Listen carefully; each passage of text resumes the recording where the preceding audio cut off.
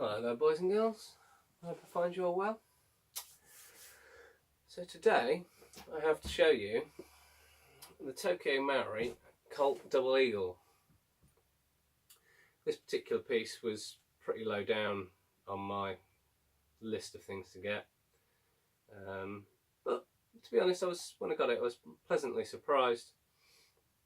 Being a TM, it has all the trademarks on there, fully ABS built gun, but it's a nice finish for one of TM's earlier models. You do have the exposed screws holding the slide together here, which slightly detracts from the looks, but hey ho. And the hammer is also a non-functioning feature. When you cock it, it's got a quite good cocking action to it, and you can actually hear the suction of the piston when it goes back, so it's got a good seal on the piston. You'll also notice that it is a closed type ejection port, although they have added this nice little metal piece on there with Colt 45 Auto inscribed in the top of it, just to add to the looks. So when you pull the trigger, it's quite spongy in the way it functions. You kind of pull it and you kind of feel something flexing, and then ooh, there you go, then it pops. But we'll let that go.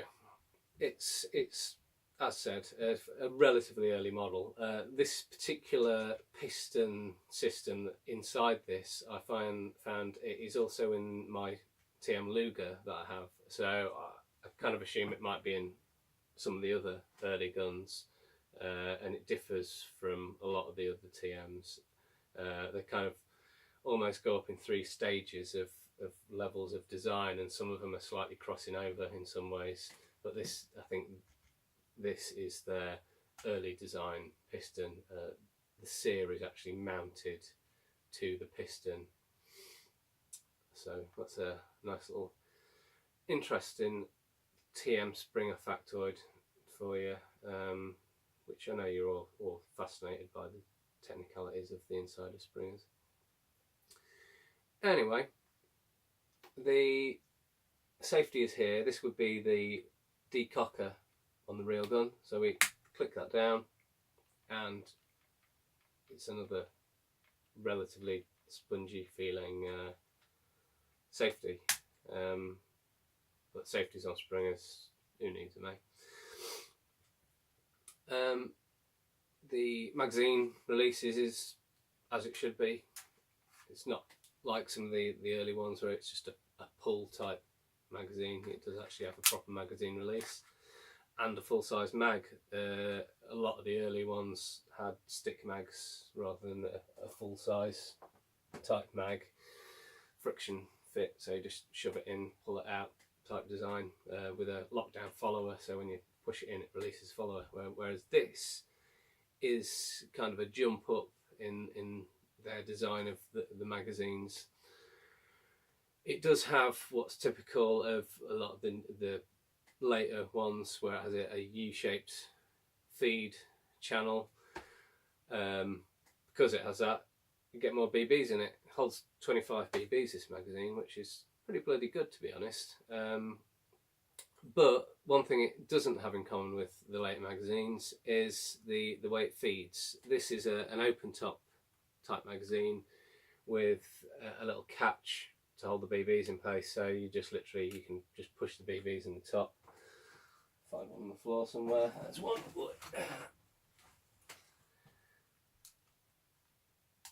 Push them in the top and off you go, and you can even use like a speed loader on that and just easy fill it up.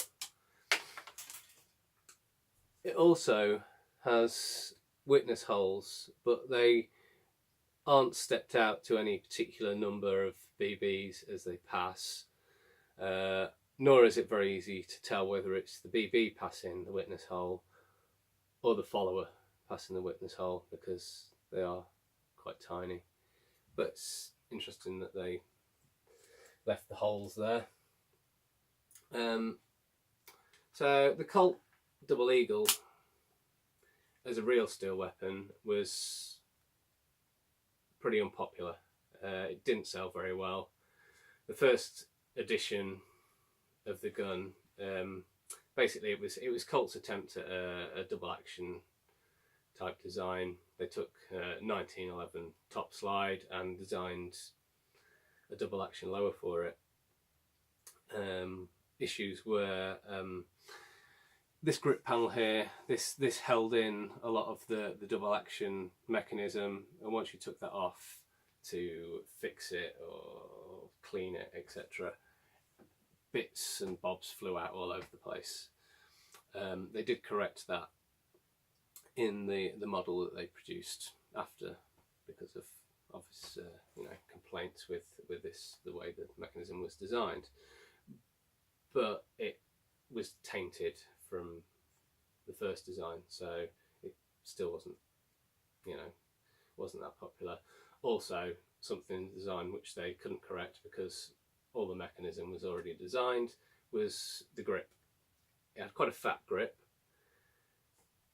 and the angle is a little bit off to the ideal angle, grip angle, what most people are comfortable with. And also the back strap is quite low, so your hand is quite low in relation to the centre bore of the barrel.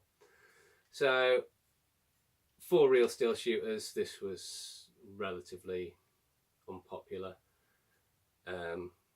Colt then tried to make a striker-fired pistol, which the original design was I believe Eugene Stoner and somebody else, I can't remember who. I've been watching Forgotten Weapons, can you tell? Eugene Stoner and somebody else. I'm not quite as informative as Forgotten Weapons though. And they designed quite a nice striker-fired pistol for them, but they fucked it up. And then after that, CZ designed a double action pistol for them, but that fucked up in a different way. Not the actual firearm itself, more a poor decision in advertising and direction that they were taking their products in. So, and CZ actually did continue to produce that pistol, but for themselves rather than under a Colt license. The Colt Z40, I believe, under Colt's license it was called, and under CZ's, I can't remember what they called it, CZ40 I think, yeah. Anyway, nice little thing that I'll also touch upon is the Double Eagle logo. Now this logo with the two eagle heads, some of you Springer people might find familiar, and it is in fact the Double Eagle logo. They adopted the Colt Double Eagle eagles as their design for their company. So yeah, I always find that quite amusing. So yeah, another little boring Springer factoid for you. Anyways, that is the TM Colt Double Eagle, and I'll thank you for watching as always, and hopefully see you all again soon. Cheers guys.